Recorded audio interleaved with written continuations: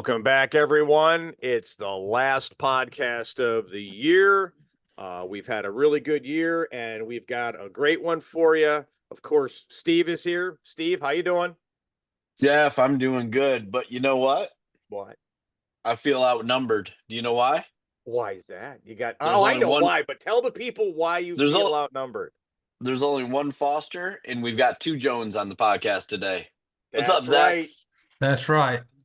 My brother from another mother and I That's are right. here. So every vote we take on this is going to be Jones based, not Foster based. I like it. Have you guys done that like genealogy thing to make sure you guys aren't related? I'm just asking. Have you seen us? We don't look anywhere near alike. Okay. Well, it's kind of like Arnold and Danny DeVito. Zach is calm and cool and quiet, and I'm the loud one. Okay. Well, there's a black sheep in every family, Jeff. And I don't know if I should do that because my brother and sister have reddish color hair and I don't. Oh, So, geez. yeah, there might be some skeletons in the old Jones closet there. We don't need that. We don't. I used to say that I was related to Ed Too Tall Jones, and nobody believed me there. So for those young ones in the crowd, go look up Ed Too Tall Jones in the NFL, and you'll know why Zach chuckled. All right. Well, I'm Googling it right now. Just kidding. So how's the ankle, Steve? Man, I'm telling you what, it's it's a lot better than what it was 2.5 weeks ago, but we are far from prancing around from outer limits box to outer limits box. I can tell you that. But I'm it's still doing ready better. for that challenge any day of the week, any gun. Let's go, baby. So, go ahead. I was just gonna say we need to make that penalty 2 seconds and not 4. Then I've got a chance. I don't know how many people would actually move anymore. I know, right? So No, the fast guys still would. Yeah. So the reason why you didn't make Area 6 was because your ankle. But Zach and I were there, and we want to give a little recap of that match. And I will say this. It was scheduled to be a very big match, probably well over 250 guns. There was still a tremendous showing at that match. People came out of the woodwork and still went to it. And by the end of the match, there were still 210 guns that shot that match, which last year's match was like 224. So yes, could it have been bigger? Of course. No one can control the weather.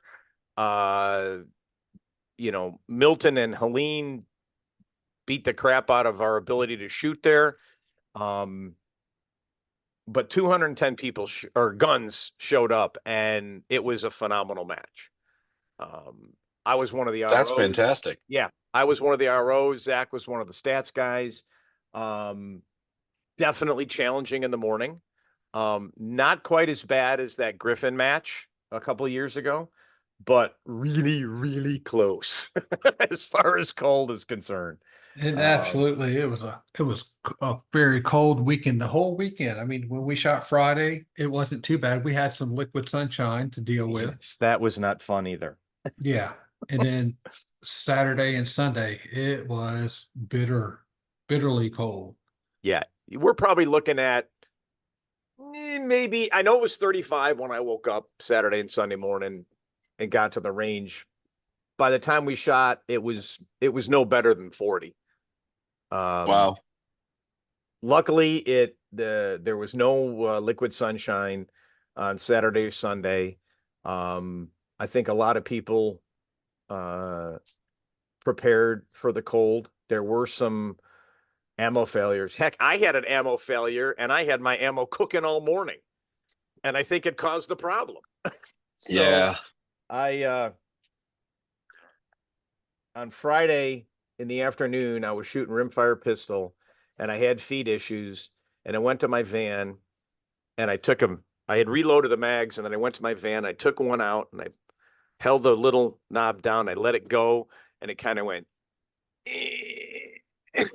I get to reload, and I went, okay, this is dumb. Unloaded everything, uh, sprayed them down with silicone, threw mini mags in there, and it ran the rest of the day. So I was happy. Zach, did you have any ammo challenges? No, I was smart. I shot PCC in the morning when it was colder, and then rimfire rifle in the afternoon. So I lucked out. Didn't have any malfunctions at all. That's cool. Yeah, I did shoot center fire in the morning. And Steve, I'll tell you this. You remember when Michael Jordan had like one of the best games of his life and he had like 106 fever? Yes. So That wasn't you? no, that was not me. And I am not the Michael Jordan of the sport by any stretch of the imagination. I wasn't sure where you're But going with this. You I'll trimmed tell up you a where little I'm bit. going with this. All right. On Friday morning, shooting carry optics with a cold, I had to really focus on form. And with that gun, I ended up shooting two personal bests. One of them on Smoke and Hope, getting that down to a 973. And I think the other one might have been on either 5 to Go or Showdown with another, but again, the cold forced me to really focus on gripping the gun and took my mind off of anything else. And for those two stages, it helped. Now, outer limits, I was trying to get the stage thrown out. My score was so bad. Hey, you gotta. It's like when you're playing golf. You play 18 holes. You're on the 18th hole, and you chip in for birdie. Nobody cares that you shot 135 for the round. All you remember is that chip in for the birdie. You know what I Yeah. mean? Yep, absolutely. Well, I joke with my students all the time when, they'll throw a good string in practice and they'll be like, "Yeah." And I'm like, "Okay, but that's like, expressing joy in having a strike in the fifth frame. You got to do it enough times to make it worthwhile." So, yeah, I had some good stages, but as far as a match is concerned, it was just okay. David Knight not only won senior carry optics, but won senior or won carry optics overall, and he shot a great match. So that was good. And we had some people from out of town. Ryan Wagner came down to shoot, and while Kurt Omensetter says he's a Floridian, he hasn't lived here long enough to call himself a Floridian. So he was at the match, and it was a really good time. Met a lot of new people, saw a lot of old friends. I do want to call out two very special people that were amazing. We were running slightly late on Saturday afternoon. And with daylight savings time, we had about an hour left, and two squads had just started their second last stage. And my squad finished, and I was ROing. And so on my squad were Tanner Gibson and Reagan Hearn. And I asked them to go down and help paint at that match. You end with Showdown and Outer Limits. So you've got two of the longer stages to paint. And they just jumped right in and helped. And we got everybody done before it got dark. And I just really wanted to, I promised I'd call them out on the podcast. Hopefully they listen to it. But if you see Tanner or Reagan, you already know they're great kids. Just give them a pat on the back for helping get Area 6 on Saturday done on time. That was pretty cool. And ask them to paint for you at future matches. That would work too. Yeah. Accepts tips. Okay, no taken.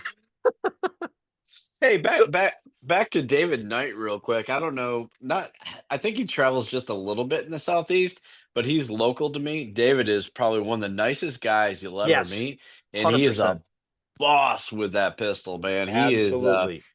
I think he shoots a few thousand rounds a week because that's part of his job, but super, super good shooter. Oh my gosh. Yep.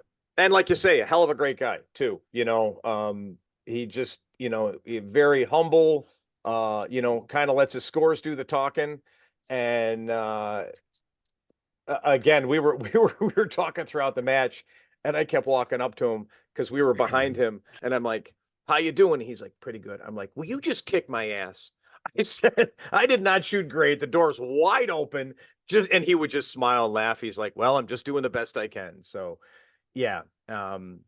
Another great carry optic shooter, Ryan Wagner, was in town, and both of them posted sub 100s for carry optics, which is That's awesome. very strong, very strong. Yeah. Yeah.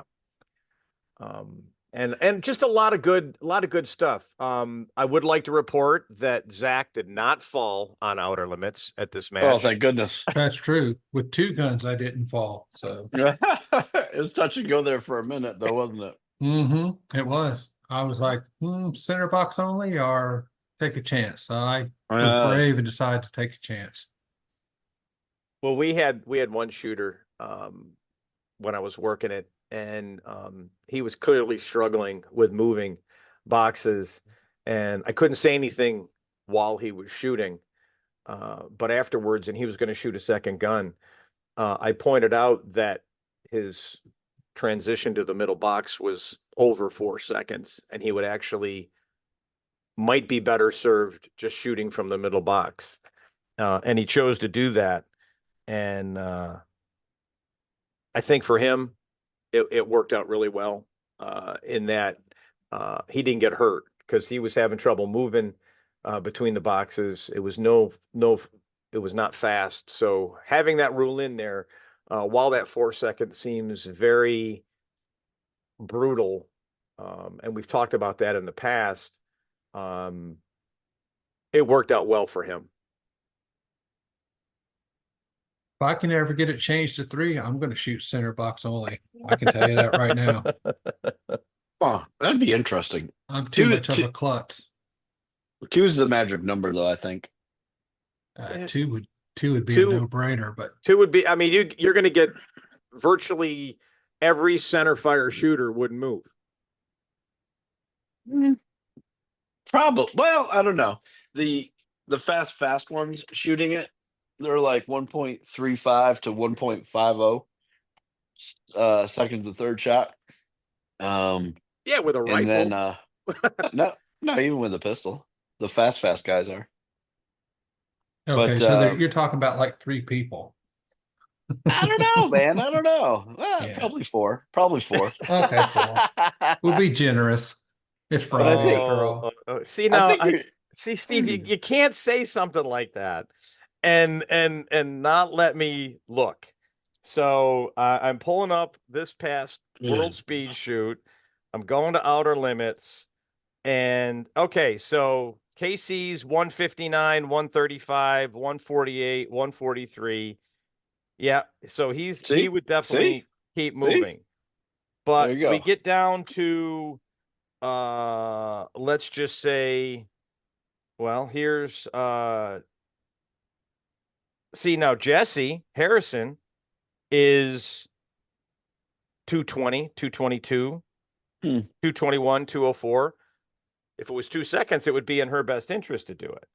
The real key is going to be your D shooter, C shooter, B shooter, even your A shooter is going to have a major benefit. Agreed.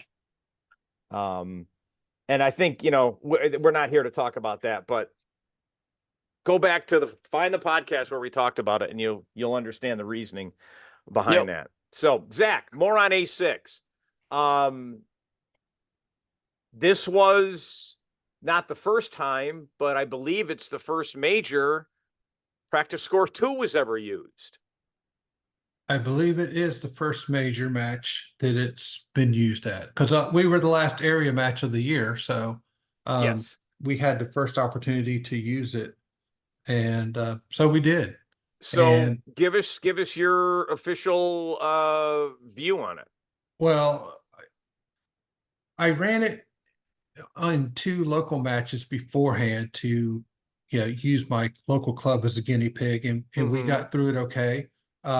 So decided to go ahead and give it a try at Area 6.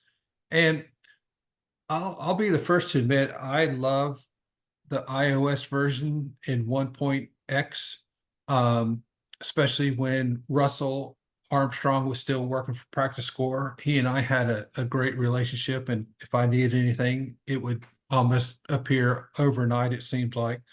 But you know, Practice Score put out the word that 2 was the way to go. It's the future, that 1.x is not going to get any more updates. So I said, all right, it's kind of like what we did with the peak stage times. We ripped the band-aid off and I went to 2. I got to quit doing that though, man. Ripping the band-aid off. Yeah. Yeah, ripping the band-aid off is not necessarily a good thing. It sounds kind of nasty, but Yeah, anyway, your story, not mine. yeah. But, you know, we got through it. There's a few issues that we've discovered with it that we're working with Eugene and the rest of the Practice Score team on getting those resolved. But you know, it's as they've said, it's the future. It's what they're going to be supporting going forward. So you need to start using it if you're not. And obviously, if you guys have any questions trying to use it, can't figure out how to do something, I'll be happy to help out any way I can. But I'll be using it at WSSC next year, and so we're going to do it. Fantastic. Awesome. So one thing that you know, you and I had talked at the match, and that was with the addition of limited optics at the beginning of the year, is that going to force people to go to 2.0? And I believe the answer I originally thought was yes, but you made a really good point in that if you use the exact acronyms, meaning you use LO when creating your registration, you should be able to still use Practice Score 1.0 or Yes. 1.x, correct? Yeah, you should be able to. Right. Because we've sent everything to Practice Score as far as getting it added to the default match templates, and so it should show up the 1st of January. And if for some reason it's not, all you have to do is add it with LO. I mean, I already added it for the registration for WSSC. So, you know, we'll be able to shoot it there. And I have pulled in registration for that match into 2.0 just to make sure that it transferred down, and it did. So I know that LO is going to work fine in 2. I can't speak to 1. I haven't tested with it. I've literally uninstalled it on every device that I own. So it's 2 or nothing for me. Gotcha. And I believe during your testing, when we talked about it, you can take data from 1.0 and get it, or 1.x and get it into 2.0, but you can't go backwards. Exactly. Yes. You So can once sync. you're in 2.0, there's no sense even having 1.0 around because it's not going to happen. Exactly. Yeah. The 2 don't talk, with the exception of, you know, being able to sync using a 2.0 or, well, Practice Score 2. They don't call it 2.0, but Right. Practice Fair Score enough. 2 with Practice Score 1, we'll Okay. call it. Great. Well, you know, I think as we move forward, people have to consider this, the fact that it's been run at local matches, it's been run now at a major. I know for going forward, John Beach, our stats guy, was at West or at Area 6, and he talked to you, and you know, we'll be making the decision probably to move forward, at least on the local side of it. And hopefully by the time our majors come around, we'll also be running 2.0. Do it. As you point out, any enhancements are not going to happen in 1.0. Right. And to Eugene's credit, they are pumping out updates to Practice Score 2 on a regular basis. You know, and there's some stuff in 2 that I absolutely love. That one of them is with the scoring. When you're paired with the AMG Labs Commander timer, as soon as you pull the score into the tablet, it shows you the number of shots that were recorded for that string.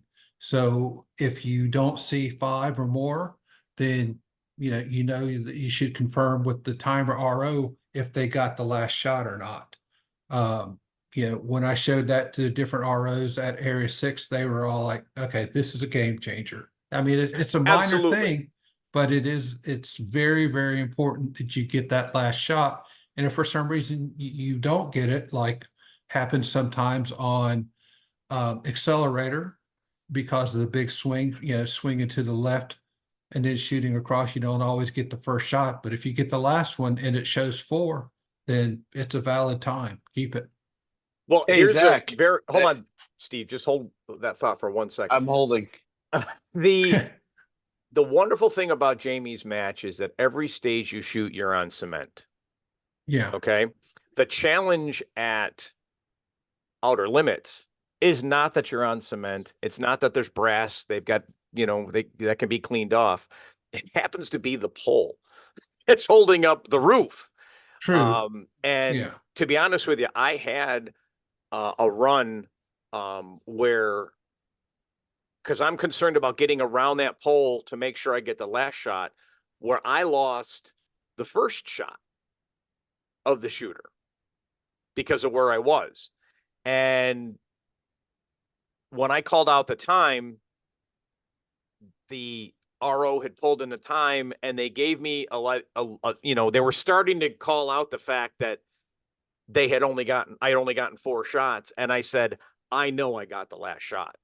So it absolutely is works. And, the key there, something that I stress at the West Florida, I know has been stressed at the WSSC, is as the person on the pad, if you know that 5 hits weren't recorded, you should ask. I think I thought one of them always, I thought the old iOS version had the number of shots, didn't it? I think both of them had it, but it wasn't very obvious. Like right now with Practice Score 2, when paired with the commanders, it will literally show you the number of shots in parens right next to the time. So, I mean, it's blatantly obvious how many shots were recorded for that string. Excellent. Okay, Steve, go for it. What you have? All I was going to say is if you have that issue with a rifle, there's an easy fix to that, Jeff. Oh, you yes. You go to creeksidecustomlasering.com and search for the Falcon 2R, and we will guarantee you that you'll get to the last shot. Anyway. I love it. Shameless plug. Self-promotion is wonderful. It's okay. It's all good fun. But yeah, it's there's been some rifles over the years, like I don't know what it was, the M&P 1522. For whatever reason, the quietest gun that was ever made. I don't know. It's but that was before the AMG there's some full lab barrel 1022s with no comps that are pretty quiet as well. Yeah. But especially with shooting standard velocity versus like mini mags. Yep. Yeah, shoot some melee force in that bad boy and you'll hear a pop. But yeah, some of those are just so quiet. I don't know. So but let's we've go got down a the line. solution Make for sure you're shooting Ely Force with a Falcon compensator. If it's a pistol, make sure you're using the new trigger. The 1922 trigger, Jeff. I laugh, but it's like I have most of that product because of the reasons you're saying. So I have clearly drunk the Kool-Aid. Well, coming from a Jones, that's important that you've drunk the Kool-Aid. Important. Well, we're the ones that everybody's trying to keep up with. So that's right. That's right. All right. Well, so Zach, you mentioned too that A6 was the last area match of the year, and you and I have been working on finalizing the slots. Give the people an update on the slots. Okay, so we like you said, we basically have finished doing the slot allocations on Monday, January the 27th, be checking your emails, because if you've earned a slot, you'll be getting an email from USPSA with your slot code to allow you to go ahead and register for WSSC. General registration for WSSC will open that Saturday, February the 1st at 8 p.m. Eastern time. So in the meantime, what we'll be doing is getting the staff and sponsors registered and things like that. So I got a chuckle on the last podcast when you and Steve were talking about, you were going to go look up when it opened and you couldn't find it on Yes. Practice Score. That's because I have the match hidden right now. Ah, So you you can't find it good on to Practice know. Score yet. Yes. Aha. I had not sent in my let me into the match pre-registration money. So That's right. that's why we couldn't find it. So it was hidden. Good. Yeah. Well, so just to give everybody an update so you're clear, the slot policy is really straightforward. For any match, it's you got to have at least 10 in a division, at least 10 in a class, or at least 5 in a category. Right. Now, for all and the just, area, go ahead. yeah, and I was going to say, yeah, just to clarify, it's for any area match in the Canadian National Yes, Championships. yes. Those The were, Canadian Nationals is considered an area match, correct? yeah, those were qualification matches for the 2025 WSSC. Correct. So for division, class, and category, once the minimum is met, it's the top 2. Okay. In previous years, it's been the top 1. We got the board to upgrade it to the top 2. Now, the WSSC is different in that it's the top. Once you've met the qualification, it's the top 10%.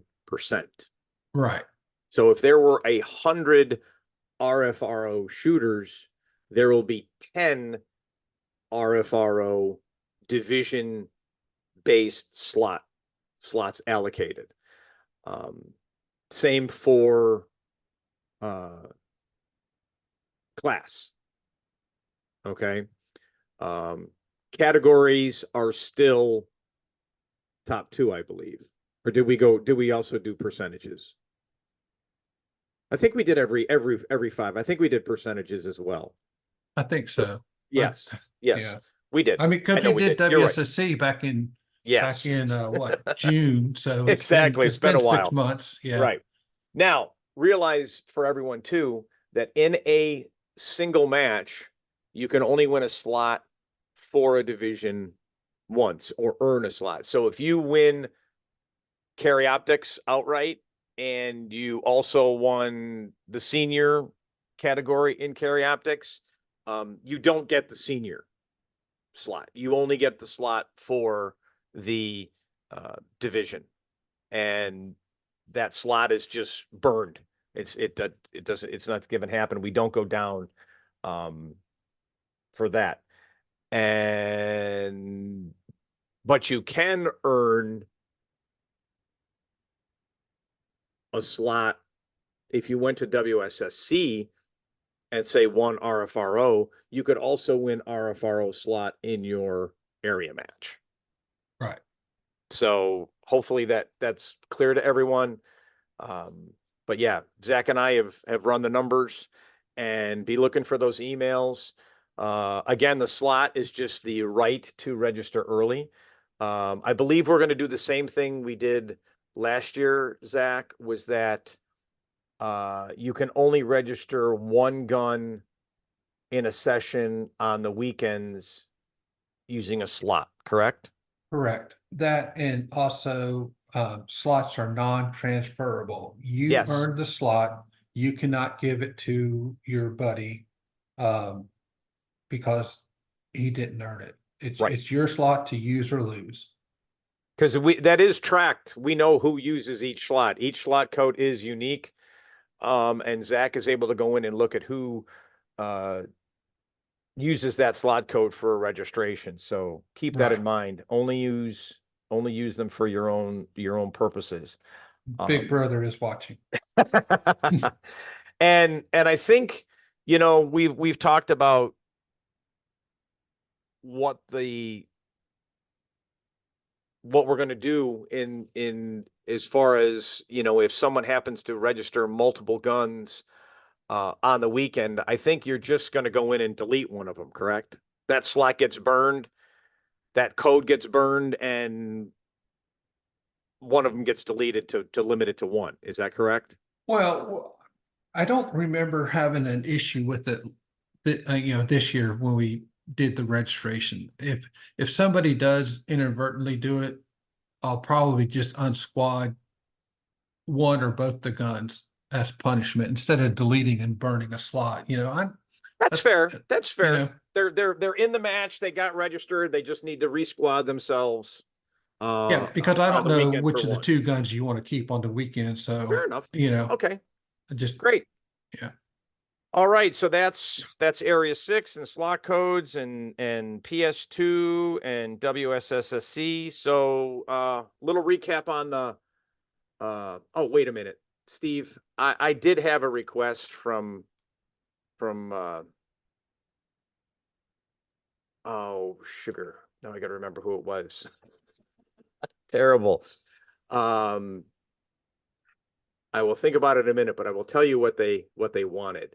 They wanted you to talk more, and I think it was more that they wanted me to talk less. So this is the first time that you've heard this, Jeff? Maybe it's the first time I actually listened. Oh, okay. So yeah. So I To- know who it was from the beginning. If he's listening, I know he's screaming, "It's me! It's me! It's me!" It was Bob Burns. Oh Um, yeah, yeah, Bob. Bob said to me, he goes, "I love your podcast. Let Steve talk more." Ah, well, today's not a good day for me to be talking. I've been under the weather since Saturday. I don't know what the heck's going around, but I've been hacking my brains out. All right, so good. I get a pass for this one, but Just excuse me, just for today. coming in 2025, I'm going to have one of those chess clocks, and when I talk, I'll hit my timer, and if it gets to a certain time, I have to just let you talk, no matter what it is. There you go. I like it. I like it. Process improvement. Yep. So let's just we provide this to all the shooters. There is one more major coming up here in 2024. It is this weekend at Volusia. It is the Florida State Steel Challenge Championships. That is just going to be a one-day match on Sunday, December 8th. Kicking off the new year. There are no matches in January, which I think even those that live in Florida are going. Yes, it's going to be chilly. But February kicks off. It's a busy month. First match of the year is going to be the West Florida Steel Challenge Championships down here in Clearwater at the WAC. It's going to be the Speed 6. That is going to be Valentine's Day weekend. Registration for that opens up end of this month on the 28th. I am working on, I've got most of my ROs filled out, so that'll be good. The 2 weeks after that, at Pine Tucky in Blythe, Georgia, we got to work on this name because it's long. 2025 Creekside Custom Georgia Steel Challenge Championships presented by Pine Tucky Gun Club. Sheesh. That's a nicely done.